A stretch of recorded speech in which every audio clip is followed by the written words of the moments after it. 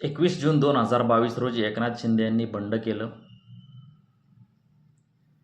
ते 40 आमदार घेऊन भाजपसोबत गेले. भारतीय जनता पार्टीने त्यांना मुख्यमंत्री केलं.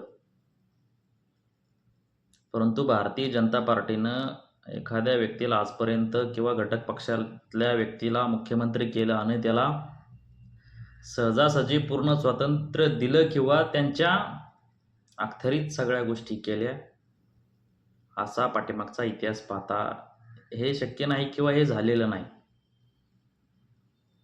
आणि एकनाथ शिंदेंच्या बाबतीतही नेमकं तेच सध्या भारतीय जनता पार्टीत. परंतु एकनाथ शिंदेला ते कळतंय का नाही हे मला तर माहीत नाही. परंतु भारतीय जनता पार्टीच्या एकंदरीत सध्याच्या वागण्यावरून ते एकनाथ शिंदे साहेबांना फसवत आहेत असं सध्या तरी दिसतंय. कारण ज्यावेळेस एकनाथ शिंदे यांनी मुख्यमंत्री पदाची शपथ घेतली, त्याच्यानंतर त्यांची खूप बदनामी महाराष्ट्रामध्ये झाली की एकनाथ शिंदे गद्दार आहेत, मुख्यमंत्री पदासाठी ते तिकडे गेलेत वगैरे वगैरे वगैरे, गद्दार गद्दार गद्दार म्हणून त्यांना महाराष्ट्रभर हिणवलं गेलं. परंतु एकनाथ शिंदे यांनी आपल्या कामाच्या जोरावर त्यांची गद्दार ही इमेज पुसून टाकली आणि कॉमन मॅन ही नवी ओळख त्यांनी त्यांची तयार केली. परंतु हीच ओळख नेमकी भारतीय जनता पार्टीच्या डोक्यात खुपसली किंवा भारतीय जनता पार्टीच्या भारतीय जनता पार्टीला सल्ली किंवा भारतीय जनता पार्टीच्या डोक्यात खुपली आणि त्यानं एकनाथ शिंदेंवरती इनडायरेक्टली होल्ड ठेवायला सुरुवात केली. तर तो होल्ड कशा पद्धतीनं त्यांनी ठेवला यासाठी आपल्याला भूतकाळात जावं लागेल. ज्यावेळेस लोकसभेच्या आणि विधानसभांच्या निवडणुका झाल्या, याच्यामध्ये एकनाथ शिंदे यांना जाणीवपूर्वक कमी जागा देण्यात आल्या. या कमी जागेमध्ये सुद्धा विधानसभेमध्ये एकनाथ शिंदे यांचा परफॉर्मन्स चांगला होता.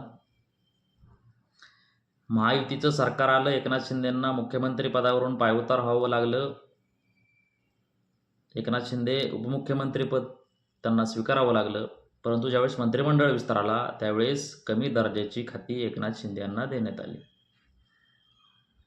बरं, तेही झालं. त्याच्यानंतर एकनाथ शिंदे यांच्या मंत्रिमंडळामध्ये अलीकडच्या काळात फक्त एकनाथ शिंदे यांच्या मंत्रिमंडळातीलच मंत्र्यांवरती भ्रष्टाचाराचे आरोप कसे काय होतात.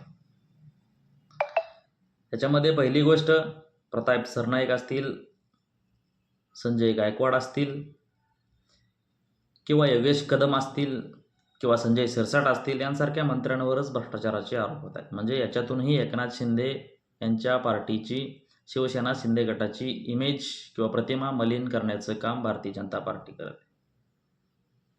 हे त्यांच्या माध्यमातून जरी करत नसतील तर ते इतरांच्या माध्यमातून सुद्धा होत आहे. जसे की रोहित पवार शिवसेना शिंदे गटातल्या मंत्र्यांवरती भ्रष्टाचाराचे आरोप करतात, संजय शिरसाटांवरती वगैरे वगैरे वगैरे. एवढंच काय तर आत्ता लेटेस्टमध्ये रवींद्र धंगेकरांनी ज्या पद्धतीनं मुरलीधर मोहोळांना घेरण्याचा प्रयत्न केला, त्यावेळेस अख्खी भारतीय जनता पार्टी त्यांच्यावरती तुटून पडली आणि त्यांनी एकनाथ शिंदे यांना आवाहन केलं की तुम्ही महायुतीचा धर्म पाळा. मग हाच महायुतीचा धर्म नवी मुंबईमध्ये गणेश नाईकांच्या बाबतीत का भारतीय जनता पार्टी पाळत नाही याचाही विचार शिवसेना शिंदे गटाने केला पाहिजे. तिसरी गोष्ट, आता महानगरपालिकांच्या निवडणुका येत आहेत आणि महानगरपालिकांच्या निवडणुकांसाठी परप्रांतीयांचा आपल्या मतासाठी किंवा मतपेढी म्हणून उपयोग करता यावा यासाठी भारतीय जनता पार्टी एकनाथ शिंदे यांच्याकडून अशा पद्धतीची कार्य करून घेते. त्याचा व्हिडिओ तुम्हीच बघा. कैसन बा, ठीक बा. सगळ्यांना पहिला नमस्कार, जय महाराष्ट्र. सगळ्यांना छठ पूजा निमित्त खूप खूप शुभेच्छा देतो. बोलो छठी मैया की, बोलो छठी मैया की. सभी छठ भक्तों को मैं बघितला हे कैसन बा काय चाललंय. म्हणजे शिंदे साहेब ज्या कारणासाठी शिवसेनेची स्थापना झाली होती ते मराठी आणि हिंदुत्व, हे दोन मुद्दे बाजूला सारून तुम्ही भारतीय जनता पार्टीच्या जाळ्यात अडकलेला आहात. कारण छटपूजेसाठी बिहारी किंवा परप्रांतीयांना शुभेच्छा देऊन तुम्ही मराठी माणसांमध्ये किंवा मराठी माणसाच्या मनामध्ये स्वतःबद्दल द्वेष तयार करत आहात. याचा फायदा तुम्हाला महानगरपालिकांच्या निवडणुकांमध्ये बसू शकतो. कारण भारतीय जनता पार्टीचा आजपर्यंत इतिहास आहे. ज्यांना ज्यांना त्यांनी सोबत घेतलं त्यांचं खच्चीकरण करण्याचं काम भारतीय जनता पार्टीने केलं.